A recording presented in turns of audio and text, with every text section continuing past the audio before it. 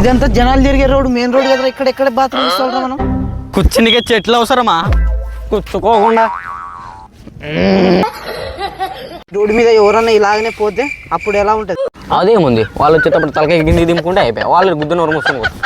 ఇదే రోడ్డు మీద ఆఫీస్కి వెళ్ళేటోళ్ళు ఆఫీస్కి వెళ్తారు, జాబ్ చేసుకునేటోళ్ళు జాబ్కి, రైతులు కూడా ఆఖరికి ఇదే రోడ్డు మీద పోతారు. నిన్ను చూసి 10 మంది ఇలాగనే నిన్ను చూసుకొని కూర్చుంటే ఎలా ఉంటుందిరా నీకు? అది కూడా కరెక్టేమో. ఏం జరిగింది, ఏం జరుగుతోంది, ఏం జరగబోతోంది నాకిప్పుడే తెలియాలి.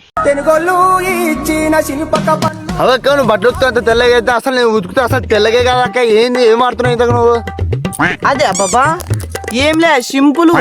ఆ బట్టలు ఉతికే ప్లేస్ లా మా ఇస్తుంది అనుకుని ఉతుకుతా, తెల్లగా అయిపోతాయి బట్టలు అన్ని. ఇలా ముందు నీ వెనక చూడు ఒకసారి, మీ అత్త వచ్చిందాడా? ఆ ముసిల్దే అది ఎప్పుడు రావాలా? నువ్వు అవి కట్టబట్టుకొని నడుచుకుంటారా నీకు సామస్త్రం అవుతుంది. నేను అట్టిగా పోతలేను, నన్ను వడగట్టి పాడగట్టి.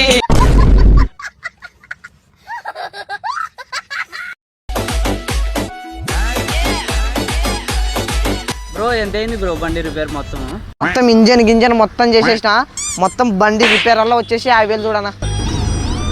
చేసావా నా బండి? చేసావా? నికృష్టుడా, దరిద్రుడా, అమాయకుడు పుట్టినోడు.